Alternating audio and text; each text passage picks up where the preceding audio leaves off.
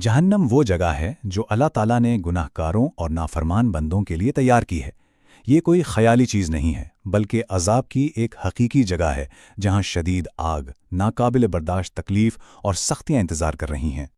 اچھا، اس عذاب کی شدت کو سمجھنے کے لیے ذرا ایک موازنہ کرتے ہیں۔